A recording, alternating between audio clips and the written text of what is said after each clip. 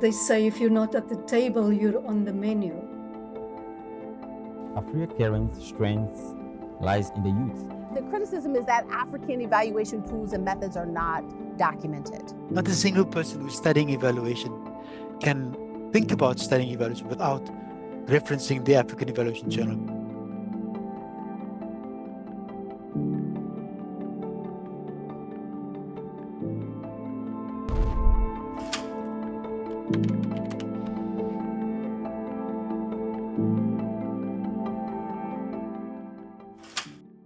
My name is Mahesh Patel. I am retired now. I've been retired for about 10 years and living in Florida. 25 years ago now, I was working in evaluation for UNICEF. The health people had a whole network of health specialists in government and in other NGOs they could talk to. The education people had their own network, but in evaluation, I had no network to speak to. And I did attend at one stage a meeting of the American Evaluation Association, and I met there so many evaluators coming together in a conference, sharing papers and things like that, just like other professional associations. So it seemed to me that there was nothing stopping me from doing this in Nairobi.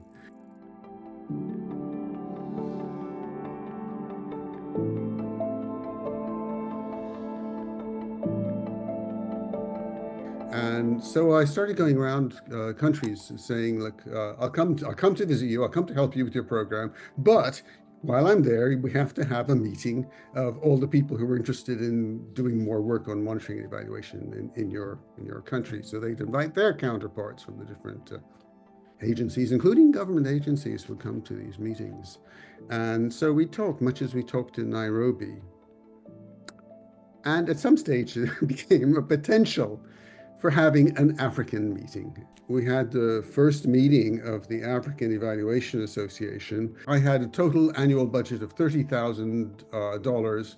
And so to organize, when you think of the AfrEA scale right now, 300 people came to the conference. The conditions were everybody does their own photocopying. We are not going to do any photocopying from you. If you want to have copies of your paper available, bring them yourself. Nobody's going to have a hotel booking. You want a hotel? You book it yourself. Here's the list of hotels. We couldn't do anything else because there was no money to hire a coordinator to find hotels for 300 people. In the first meeting, it was held in French, and we were translating. The French speakers were translating for our Anglophone colleagues. At some stage, it became clear I was going to have to leave Africa. I appointed undemocratically Zenda as the first president of the AfrEA, and she did a great job. Sometimes people call Mahesh Patel and myself the father and mother of AfrEA because we were the first presidents. So I'm Zenda Ophir. I'm from South Africa, currently based in Geneva in Switzerland. I am an independent evaluation specialist. I was the second president of AfrEA between 2002 and 2004. I also was the founder of the South African Evaluation Network that preceded SAMIA. You know, for me, one of the most important opportunities that we had at the early stages of AfrEA is that because of the power of the collective, because we could be an African voice, we could represent AfrEA on international fora where the future of evaluation was shaped. This was very new. This was really the result of AfrEA being able to represent a variety of VOPIs or evaluation associations, as they were called then, and obviously being able to be at the table. You know, they say if you're not at the table, you're on the menu. So we could participate in issues that really affected both global and continent-wide issues. We did face many challenges as well. One of it related to being part of the global discussions. because the power asymmetries that are today still part of the evaluation, global evaluation community was much more severe then. So we found, for example, that at the table we had to fight really hard to be heard sometimes.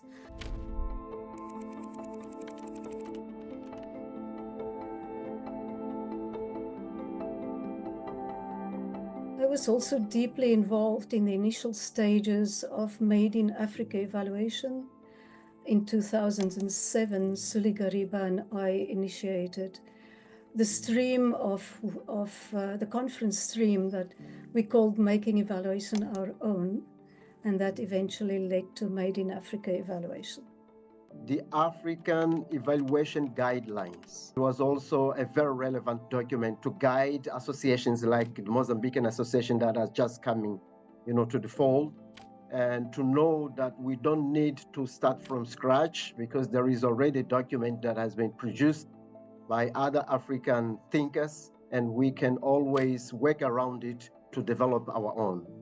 We need to think as African, what are the real challenges and what are the real experience, so that we need to identify African problem with African solution.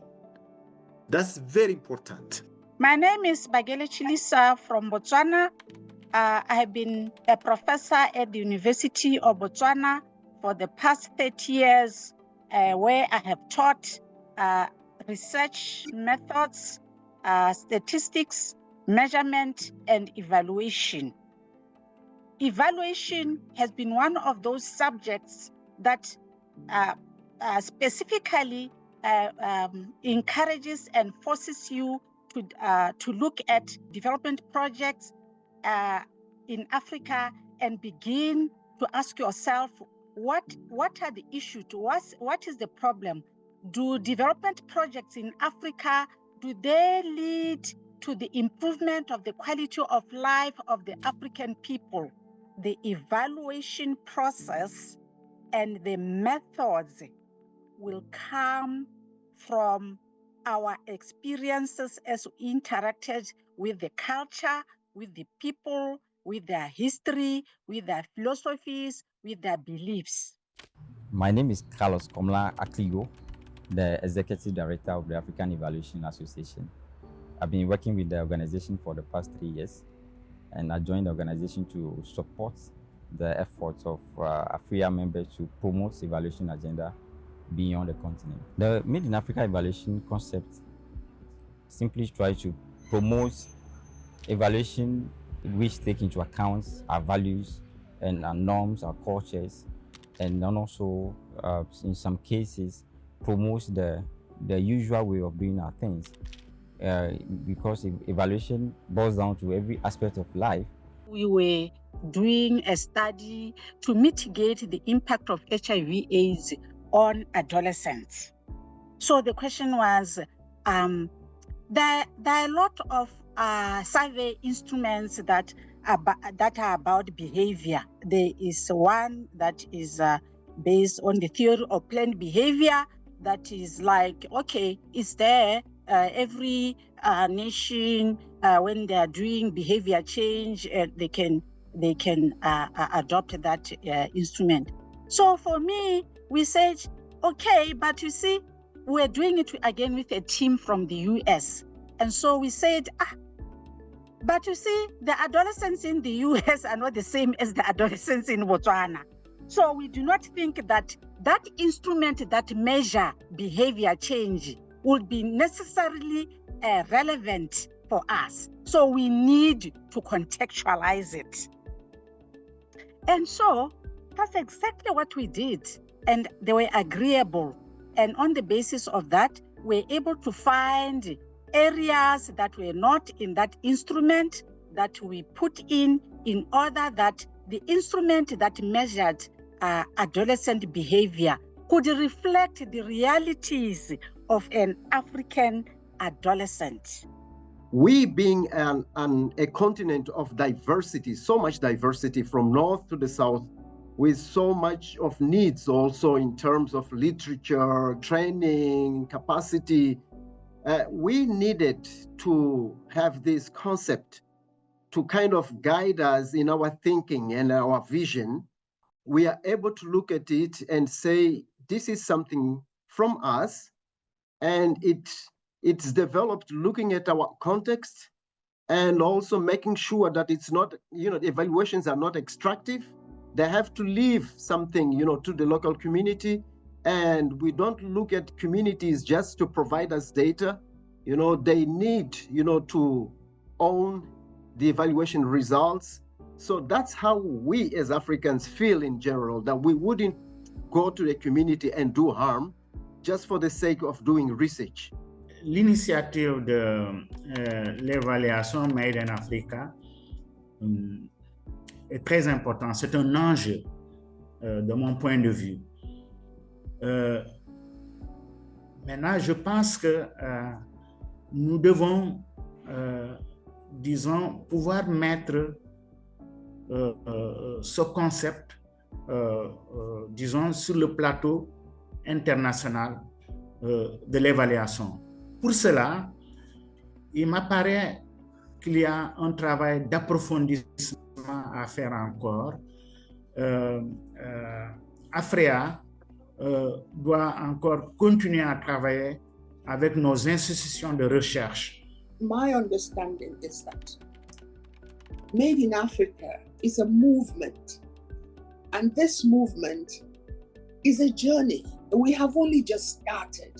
We are not denying that the tools that we already have, which exist, we are not saying they don't work. We are spicing them and saying, if you want to understand an evaluation matter, you would rather, in Africa, you'd rather complement it with the tools that we want to give you. I'll give you an example.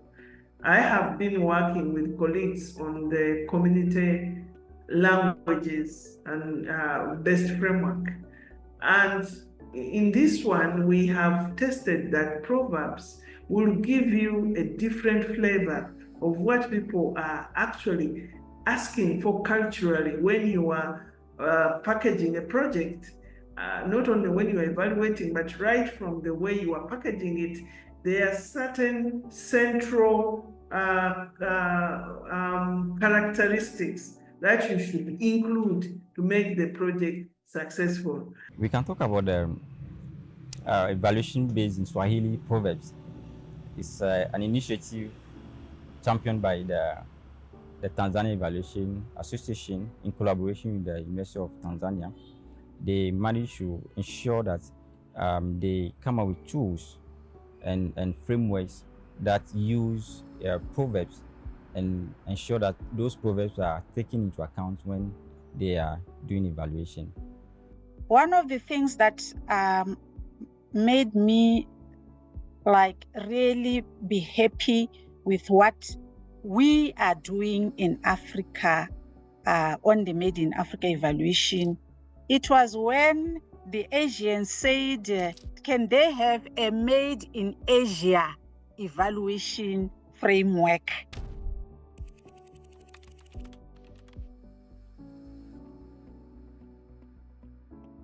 My name is Florence Etta. I run a small, what I call a micro enterprise as a social enterprise in research, development, and evaluation. And I've been doing that now for almost 15 years. All of the time between 2004 and 2009, AfrEA hadn't been registered or anything. We thought it was being hosted by Evalnet. But when we showed up in Niger in 2007, there was no physical space. And so the thing that Zule did on the eve of the conference in Cairo, it registered AfrEA in Ghana.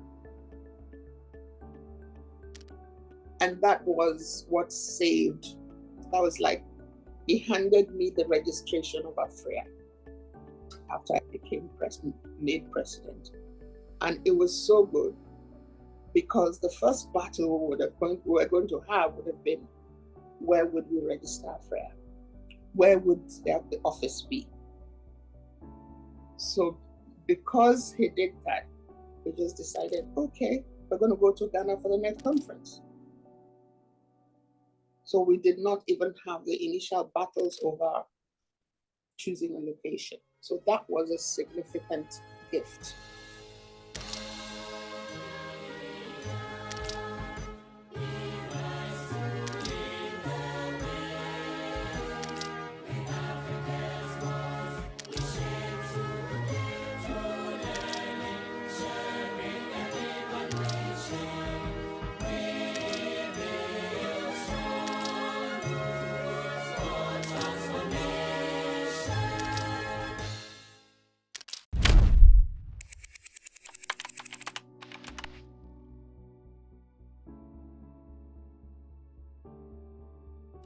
My name is Dr. Mjiba Frehewat, and I am a Senior Research Fellow at the Institute of African Studies at the University of Ghana. And in the capacity of AfrEA, I am the Editor-in-Chief of the African Evaluation Journal, better known as AEJ. AEJ was established in 2012. And it was initially established because this was around the time that AfrEA was debating Made in Africa evaluation, as well as pumping agency into the evaluation ecosystem across the continent. One of the things that drove the establishment of the journal was the need to document evaluation across the continent, both using Eurocentric approaches, but also using African approaches, which are linked to communities across the continent. Some call it indigenous knowledge, others may call it evaluation in African spaces.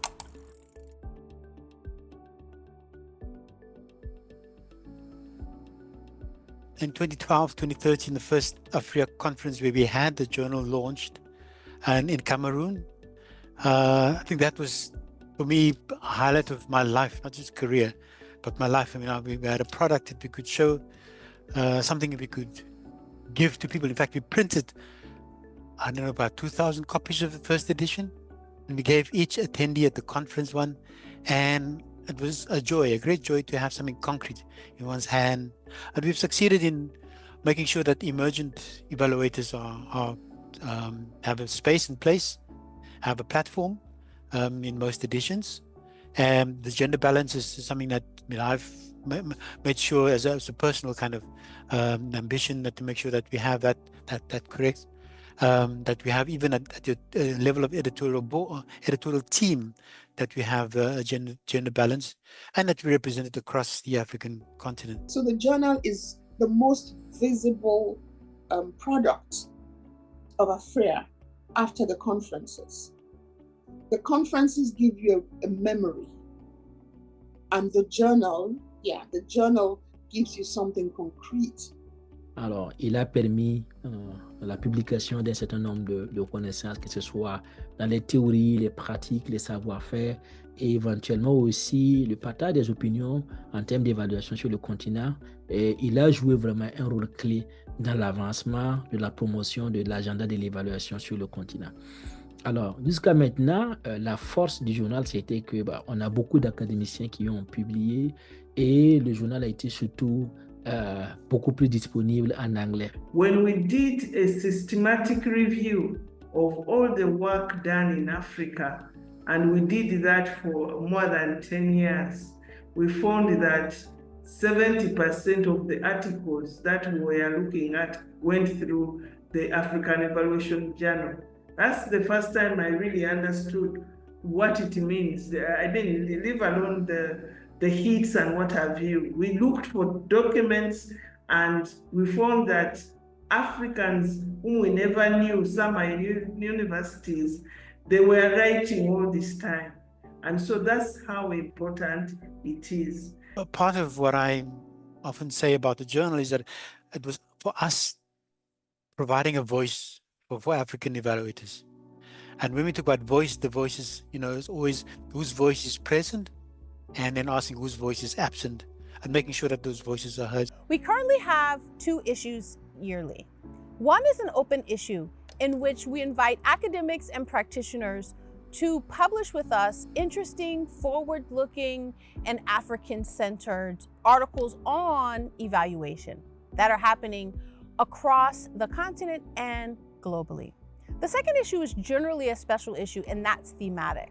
And that thematic issue, for example, is based on collaborations that AEJ has with organizations that are engaging in evaluation across the continent. What you want to ensure always is that when a paper goes out for review, that it is good enough to be reviewed. So that, we don't ask the reviewer to struggle with some of the technical aspects. And I think that is the basis for high quality papers as well. So the better your reviewers, the better your papers. At this point, AEJ has made leaps and bounds.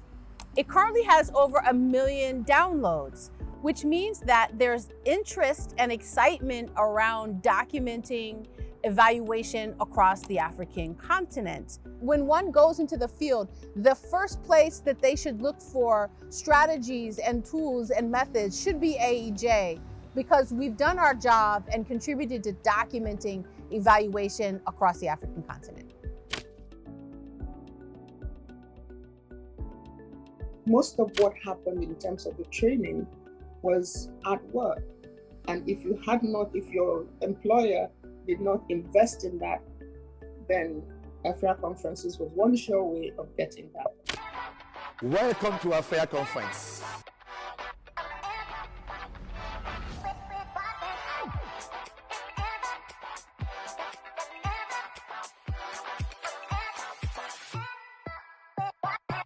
I'm extremely proud that AfrEA has not gone backwards in terms of increasing its footprint across Africa. Because if we started in the early 2000s and we had only 2-3 associations, suppose we had not grown and there were only maybe 10, then we would have not benefited, because AfrEA is a member-based organization. But progressively, for every leadership that has come, we have progressed and added new associations on the continent to be members of AfrEA. An organization that does not embrace the youth will not go very far, because everybody, after some time, loses steam. And so we at least agreed, and in the board, which I led from 2019, we just co-opted the young and emerging evaluators on the board.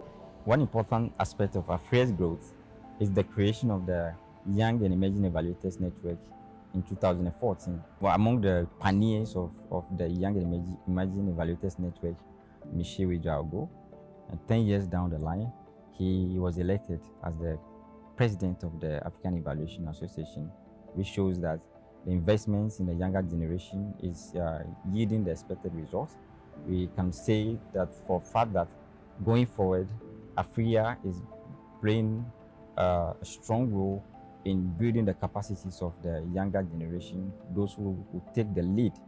Despite the work of AfrEA and what it has achieved, there is still not enough experts and well-trained experts on the continent. So it's very important that the training and giving the opportunity to aspiring younger people aspiring to embrace the MNE, work with the different members and develop. One of the key challenges of AfrEA has been having a sustainable resource plan. We have many ideas. We even have the strategic plan for AfrEA, which has been reviewed. We know what we want, but the challenge is without a sustainable sources of financing, it is as if you implement what those activities that fall within the financing that you have. When I look at Mozambique in terms of access to evaluation literature, we don't have much because we are a Portuguese-speaking country. And when you look at much of the literature that has been published, it's mostly in English and in French. We do not have enough opportunity, and we do not push hard enough to apply what we know. And it's not just about better process. It's also deeply philosophical. You know, what is judgment? What is evidence? What is change? What is causality from an African perspective?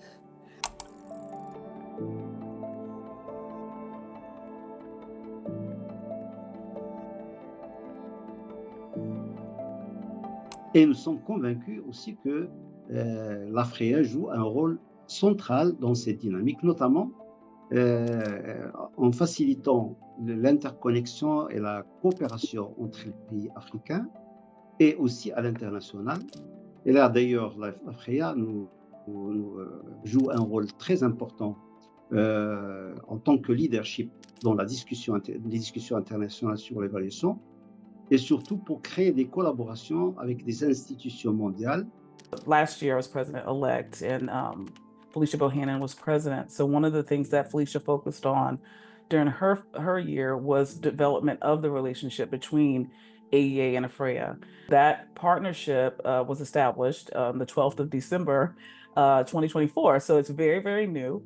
I was really happy that we were able to have a keynote speaker at the 2024 conference. The current established strategic partnership objectives are to support evaluations that contribute to real and sustained development in Africa, to promote Afro-rooted and Africa-led evaluation through sharing African evaluation perspectives.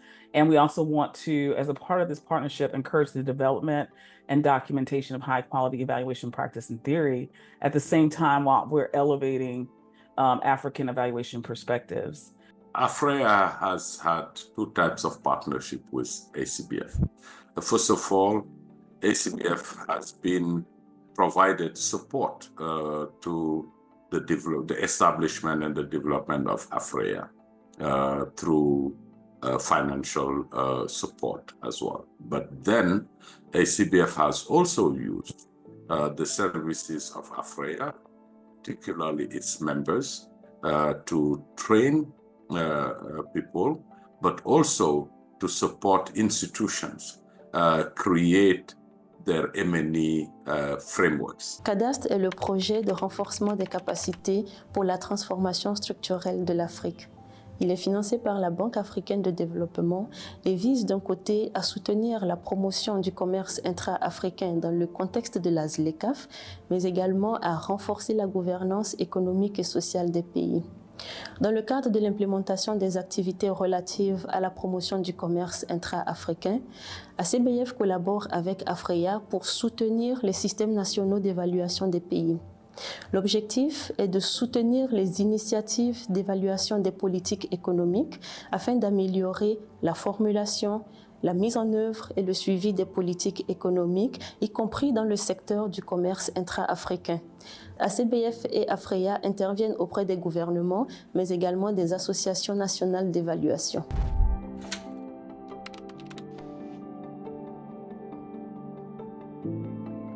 Non, pour moi, vraiment, le plus grand accomplissement que nous avons pu avoir avec l'AfrEA, c'est d'apporter en fait cette identité africaine dans le domaine de l'évaluation.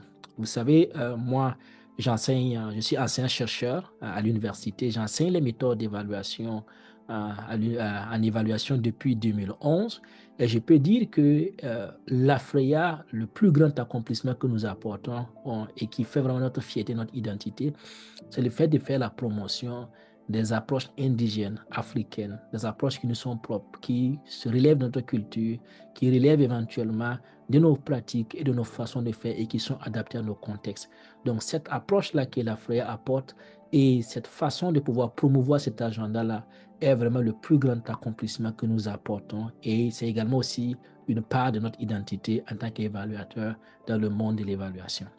I am a part of a community, which means I need to give back to my community in order, because I mean, being a part of my community I'm receiving. So what part do I play in also giving to my community? So that's the volunteer component of my role here as president, as well as the times that I've spent volunteering in my evaluation work or having low paid evaluation work are just kind of a core value, and that I'm supposed to give out of the gifts and talents that have been given to me.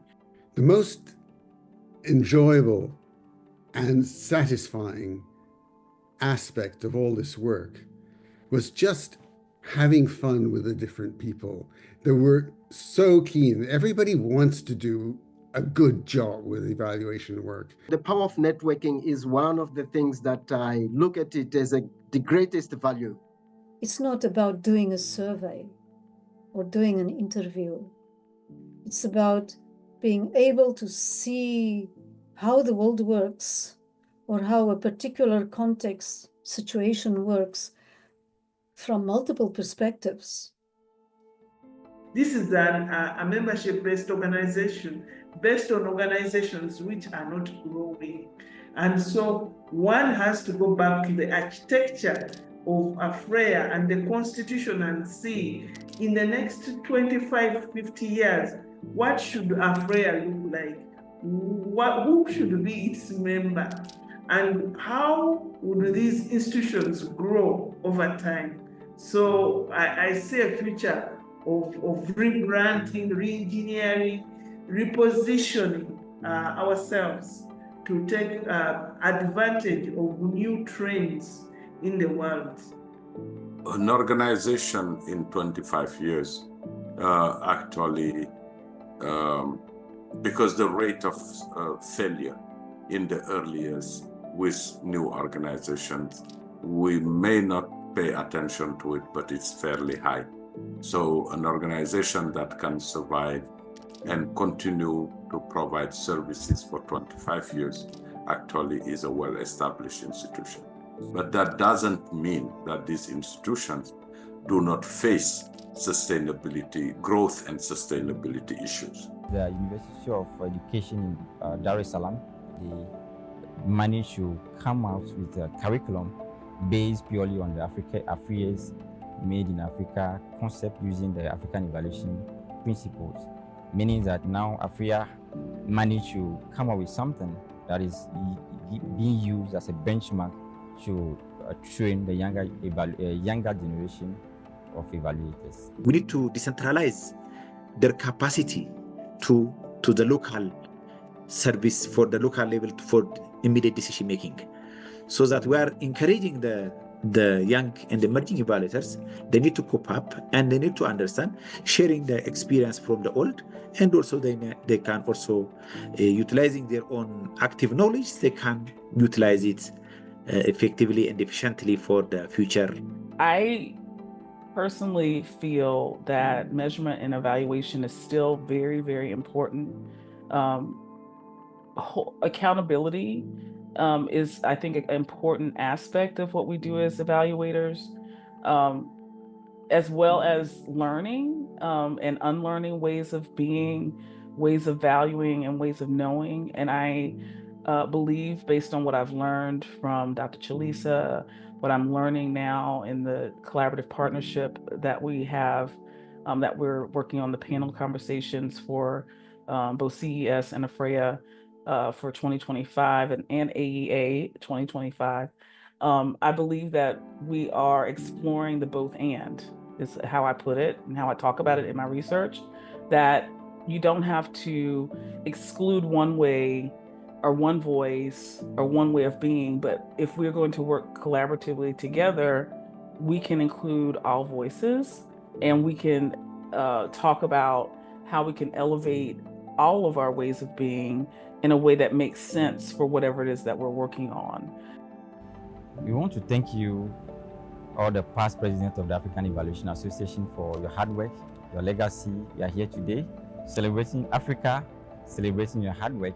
I want to say a big thank to all the African Evaluation members, individual members, our national associations, for your support, your trust in the African Evaluation Association.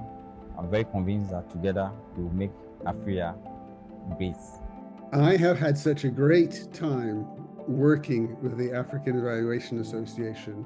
It's been an experience of a lifetime. Une organisation africaine forte qui influence les politiques et les pratiques de l'évaluation sur le plan international